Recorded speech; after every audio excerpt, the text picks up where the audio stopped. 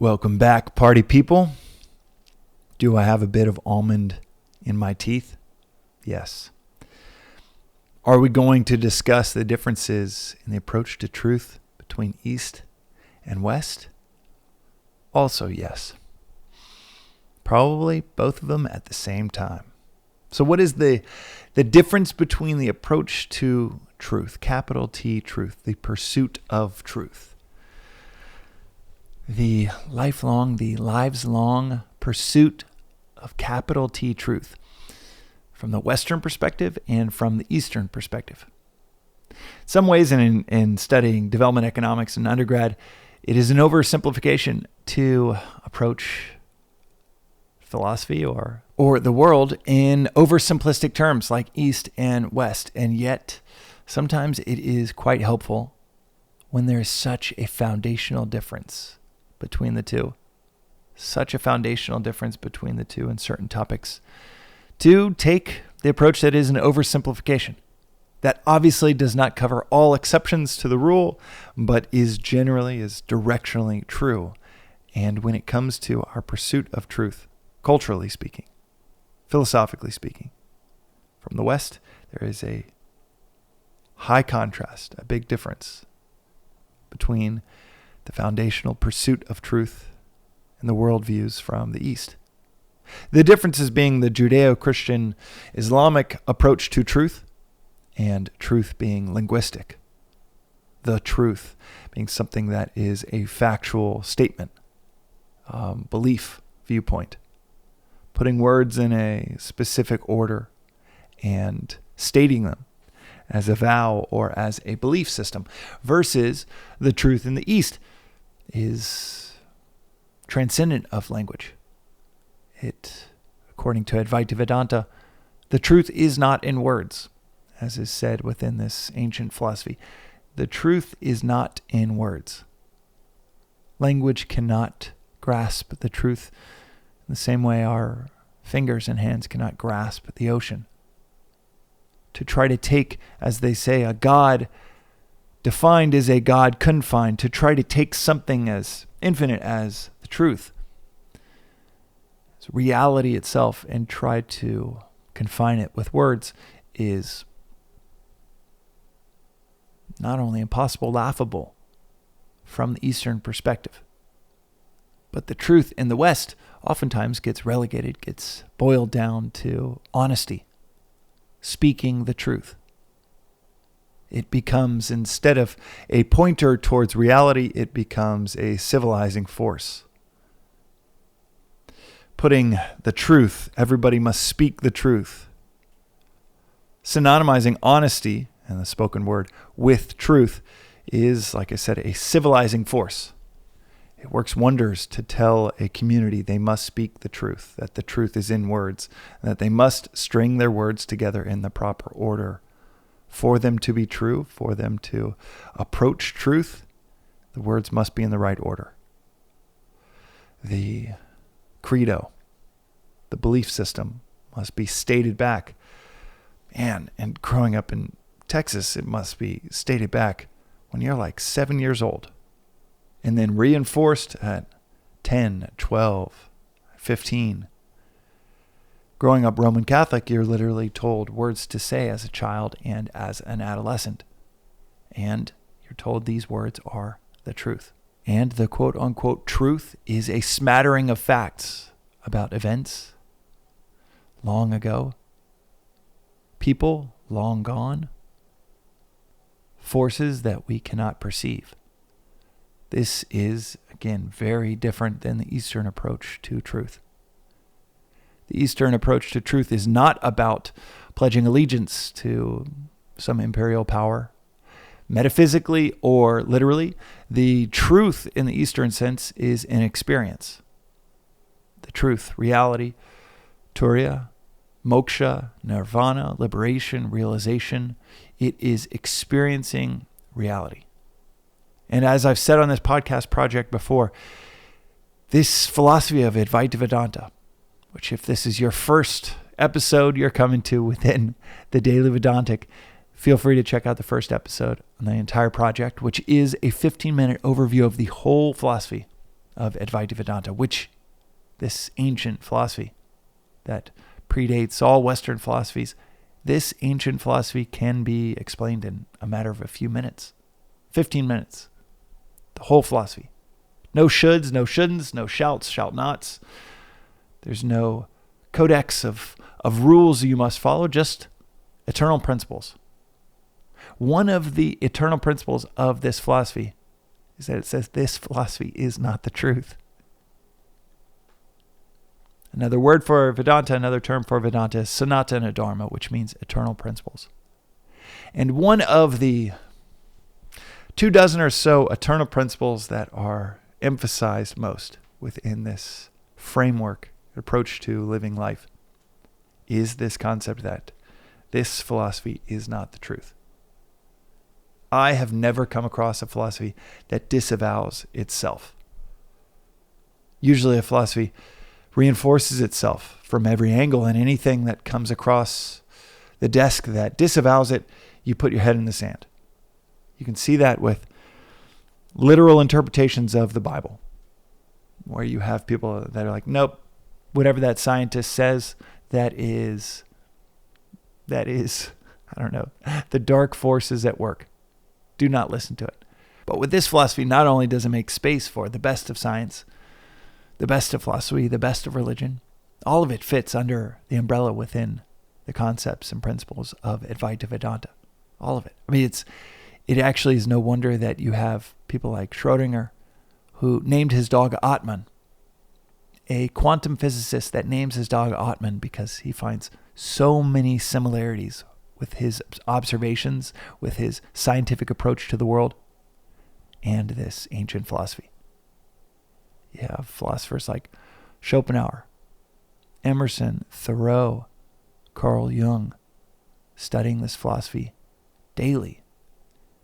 And someone like Carl Jung is, as much as you can, drenching himself in the experiences of the world, the psychological approach to the world, and finding so many similarities to these principles and a life well lived. So this philosophy can become a container for any of our experiences in the world, any of our pursuits in the world, and it will make you better at that pursuit. In fact, the great Saint Vivekananda was asked when he was speaking in the U.S. over 100 years ago, he was asked, "Did you come to convert us?" And he said, "No.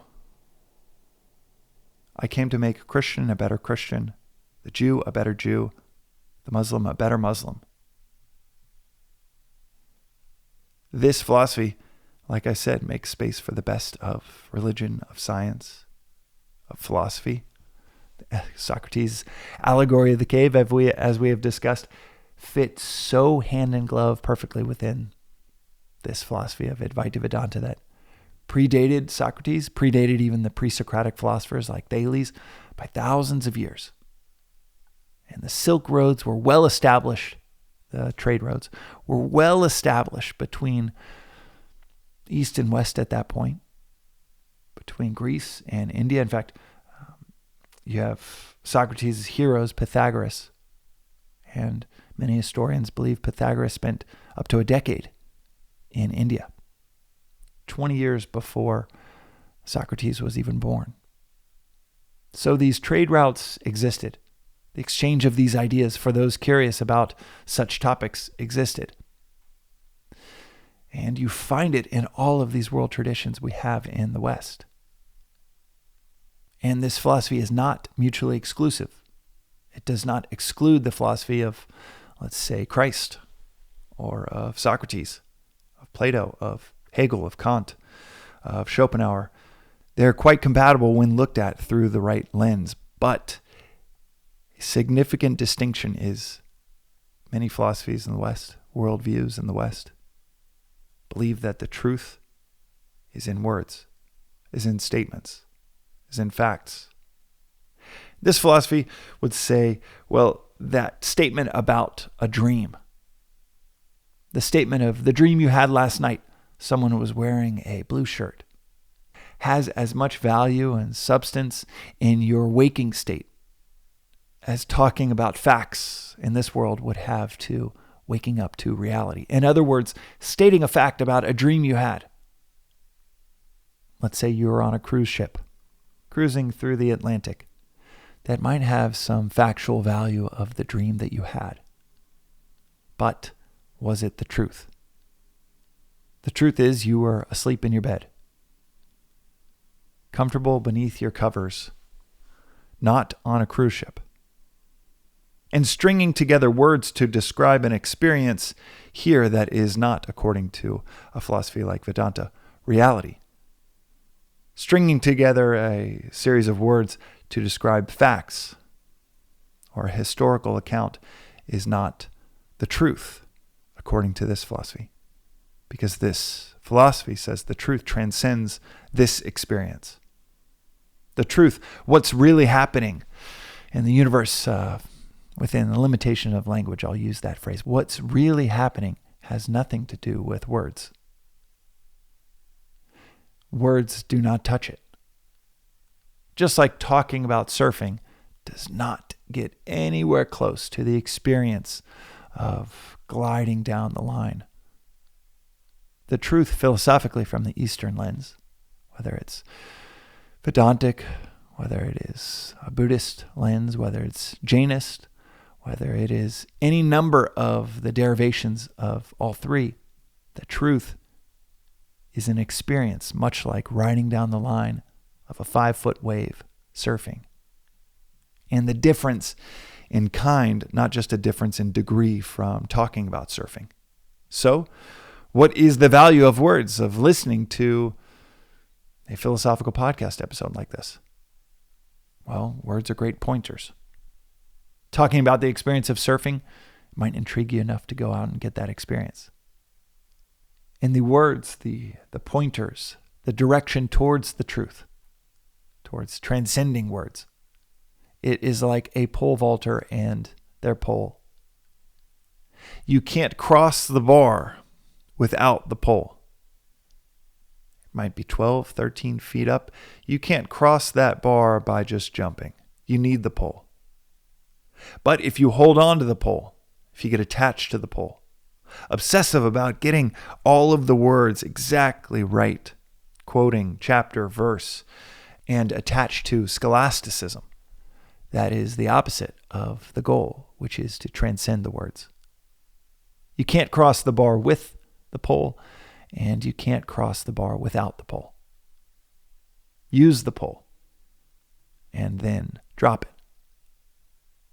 And similarly with this philosophy, use the words, reflect on these words, internalize the words of this philosophy of the sages, from Shankara to Ramana to Christ to the Buddha. Use these words from these lighthouses throughout history. But use these words to transcend their words and to experience what their words are pointing to. A great example of this is John chapter 17, verse 11, where Christ says, I'm leaving the world, but they're still in it. Holy Father, protect them by the power of your name so they can be one, united, just as we are one.